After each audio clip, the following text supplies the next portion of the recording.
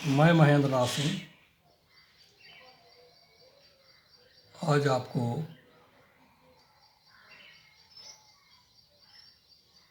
किसी छात्र ने दो प्रश्न दिए हैं हल करने के लिए, उसके बारे में या उसका हल या समाधान मैं दे रहा हूँ। एक क्वेश्चन नंबर 3 करके है, किसी अभ्यास का है, आपके पाठ्य पुस्तक का ये नहीं है, एनसीईआरटी के बुक का नहीं है, कक्षा 12 एनसीईआरटी की किताब में यह प्रश्न नहीं है, तो इसका हल हम आपको दे रहे हैं। क्वेश्चन नंबर 3 है, किसी समुच्चय ए के अवयवों में बराबरी का संबंध है, तो क्या यह तुल्यता संबंध है, सिद्ध करें। अब जान रहे हैं कि बराबरी का संबंध अर्थात ए में जो अवयव ए बी सी डी या एक्स वाई जेड कोई भी अवयव होंगे वो आपस में बराबर हैं। ये प्रश्न में आपके दिया हुआ है। ठीक है, माना ए एक समुच्चय है जो इसमें अवयव A B C D so on इस तरीके से हैं। जहाँ ए बराबर ए बराबर बी बराबर सी बराबर डी इस तरीके के संबंध से परिभाषित है। अब आप देखें कि ए आर ए अर्थात ए क्रॉस ए का जो समुच्चय बनेगा, रिलेशन का जो सेट बनेगा वो ए बी सी सी ए या ए डी ए इस तरीके से जितने अवयव होंगे उनका युग्म जो होगा इस तरीके का बनेगा। अब रिलेशन आर में आप देख रहे हैं कि ए इज एलिमेंट ऑफ आर है, जहाँ ए बराबर ए दिया है, यह संबंध स्वतुल्य है। ऐसे ए बी और B A is element of R है, जहाँ ए बराबर बी दिया है तो ये सममित है। इसी प्रकार ए बी सी और ए सी एलिमेंट ऑफ आर हैं, जहाँ ए बराबर बी बराबर सी तथा तब ए बराबर सी होगा, ये संक्रमक संबंध है। अतः यदि समुच्चय ए के अवयवों में बराबरी का संबंध है तब यह एक तुल्यता संबंध है। यही सिद्ध करना था। यह एनसीईआरटी के पाठ्यपुस्तक में नहीं है। क्वेश्चन नंबर 5 था कि एक्स वाई तल में समानांतर रेखाओं का समुच्चय है, तो क्या ये तुल्यता संबंध है। यह प्रश्न एनसीईआरटी कक्षा 12 गणित का प्रश्न संख्या 14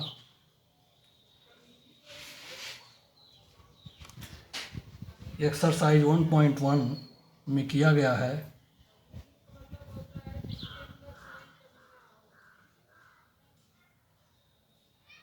एक्सरसाइज 1.1 देखें।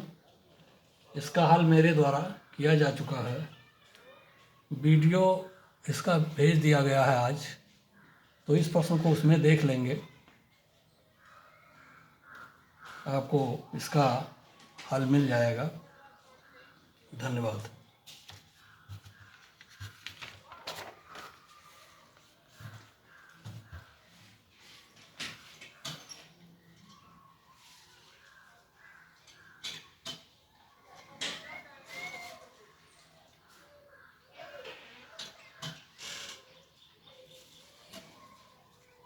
ये आज की वीडियो के लिए हो गया।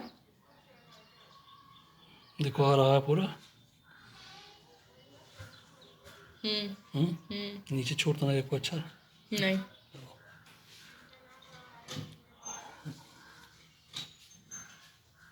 आगे हम फंक्शन के बारे में बताएंगे। फलन की परिभाषा आप देख लें। देखने में जटिल लगता है लेकिन बहुत जटिल नहीं है। इसके कई परिभाषाएं हैं जिसमें एक दो हम आपको दे रहे हैं। जब कोई संबंध, फलन एक संबंध है, और जब कोई संबंध किसी विशेष नियम अथवा शर्तों का पालन करते हुए नए अवयव का निर्माण करता है तो इस प्रकार के संबंध को हम फलन कहते हैं। बहुत सरल सी परिभाषा है। जैसे कहा जाए y = mx + c, यहाँ y एक फलन है जो x से एक विशेष शर्तों द्वारा बंधा हुआ है। अथवा दूसरी परिभाषा देखें, एक समुच्चय A का समुच्चय B से संबंध फलन f कहलाता है यदि समुच्चय A के प्रत्येक अवयव का समुच्चय B में एक और केवल एक ही प्रतिबिंब प्राप्त हो। प्रतिबिंब का मतलब होता है, जैसे आप परछाई कहते हैं या छाया कहते हैं। मिरर के सामने आप खड़े होते हैं तो आपकी छाया उसमें दिखाई पड़ती है। ठीक x का प्रत्येक अवयव का प्रतिबिंब यदि y में मौजूद है तो वह एक फलन है। लेकिन x की एक अवयव का केवल एक और एक ही प्रतिबिंब हो। कभी दो प्रतिबिंब x के अवयव का नहीं होना चाहिए, ये ध्यान रहे।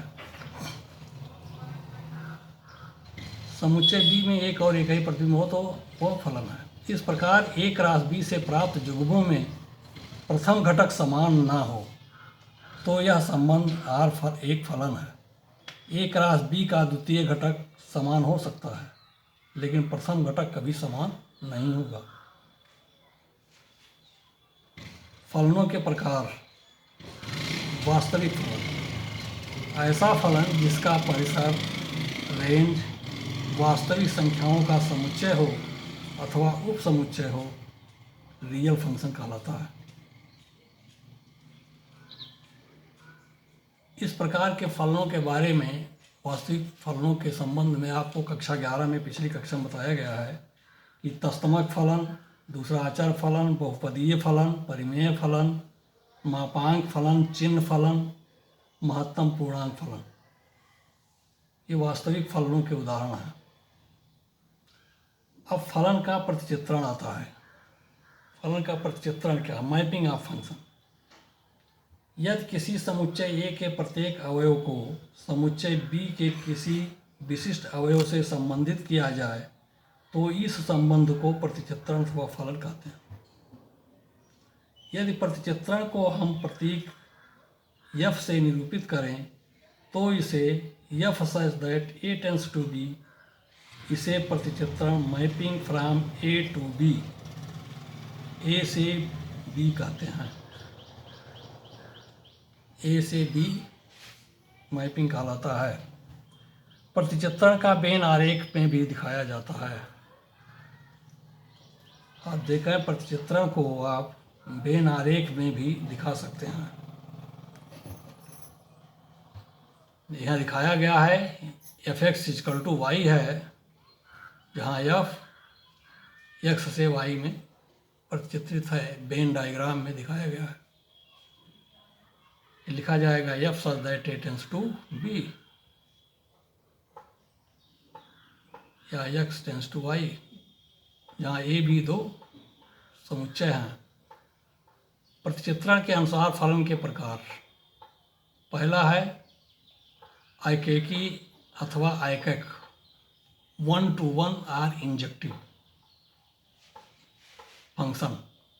एक फलन f such that x tends to y आयकेकी फलन कहलाता है यदि f के अंतर्गत x के भिन्न भिन्न अवयवों के प्रतिबिंब भिन्न हों, अर्थात प्रत्येक x1 x2 is element of x के लिए f(x1) = f(x2) है, अतः x1 = x2 होगा, जैसा कि चित्र 1 में दिखाया गया है। नीचे देखा 1 में दिखाया गया है। f1 पर ध्यान दें। 1 का यानी x1 1 है तो इसका एक प्रतिबिंब b है, 2 का प्रतिबिंब c है और 3 का प्रतिबिंब d है। एक एलिमेंट के लिए केवल एक प्रतिबिंब मौजूद है, तो ये एकेकी फलन है। f(x1) बराबर f(x2) अर्थात x1 बराबर x2। ये f(x1) b हो गया, f(x2) के लिए c हो गया, अर्थात इनका एक का एक प्रतिबिंब आपको मिलेगा। दूसरा देखें, जब x के एक से अधिक अवयव का y में एक ही प्रतिबिंब हो तो फलन बहुएकक फलन या मेनी वन फंक्शन कहलाता है। मेनी वन मैपिंग या फंक्शन। आप देख रहे हैं कि दूसरे चित्र में 1 और 2 का केवल एक प्रतिबिंब y में b प्राप्त हो रहा है।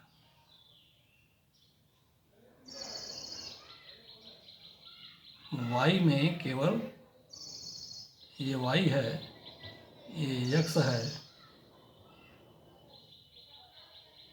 आप देखें कि यहाँ 1 और 2 का प्रतिबिंब b है, 3 का प्रतिबिंब c है, 4 का प्रतिबिंब d है। b x के 2 अवयव से आच्छादित है। ये बहुएकिक है, अर्थात मेनी वन फंक्शन कहलाता है। मेनी वन मैपिंग या मेनी वन फंक्शन। तीसरा देखिए क्या होता है, आच्छादक अथवा आच्छादी फलन। ऑन टू आर सर्जेक्टिव, अंग्रेजी में ऑन टू आर सर्जेक्टिव कहा जाता है। सर्जेक्टिव आच्छादक अथवा आच्छादी फलन।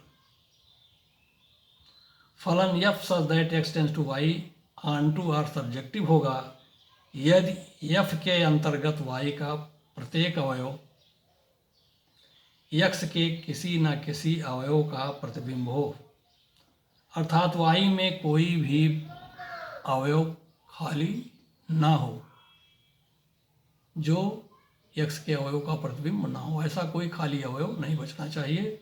आप चित्र नंबर 3 देखें, a b c 3 अवयव है y में और 1 2 3 4 x में है। आप देख रहे हैं कि y में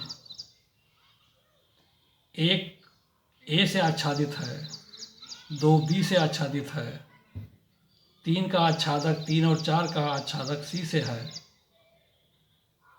अर्थात y का कोई अवयव खाली नहीं है। ये आपके आच्छादक अथवा आच्छादी फलन कहलाएगा।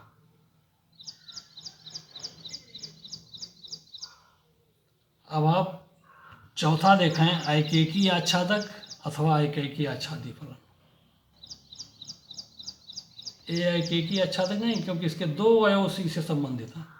लेकिन अगला चित्र आप देखें, 4 नंबर, एकेकी आच्छादक अथवा एकेकी आच्छादी फलन कहलाएगा। 1 to 1 and onto are bijective function. ये बिजेक्टिव, ऊपर वाला सब्जेक्टिव, ये सब्जेक्टिव है और ये बिजेक्टिव है। आप देख लें, यदि f एकेकी तथा आच्छादक दोनों है, एकेकी भी है आच्छादक भी है, अर्थात y का कोई मेंबर खाली भी ना हो जो x का प्रतिबिंब ना हो, यानी प्रत्येक y का अवयव x के किसी न किसी अवयव का प्रतिबिंब हो और एक एक अवयव का प्रतिबिंब, एक से अधिक अवयव का प्रतिबिंब ना हो, तो एकेकी आच्छादक अथवा एकेकी आच्छादी फलन कहलाएगा। आप देख लें, इसमें एक b से आच्छादी है, 2 a से, 3 c से, 4 d से। a b c d सभी मेंबर y के क्या है, x के एक एक अवयव से आच्छादी है, इसीलिए इसको एकेकी आच्छादक या एकेकी आच्छादी फलन कहते हैं। जबकि तीसरा एकेकी आच्छादी नहीं है, इसमें 3 और 4 2 अवयव c के प्रतिबिंब का निर्माण कर रहे हैं। अब आप देख लिए, प्रचित्रण के अनुसार यह है 4 तरह का आपको बताया गया। और बिना प्रचित्रण के आपके फलन को 7 तरह का फलन बताया गया है। तो आप इतना ध्यान रखें। इससे संबंध में आपको प्रश्नावली 1.2 के बारे में कुछ प्रश्न हल कराए जाएंगे कल। तब तक आप लोग इसे याद कर लें खूब अच्छी तरह और इसका नोट बना लें। धन्यवाद।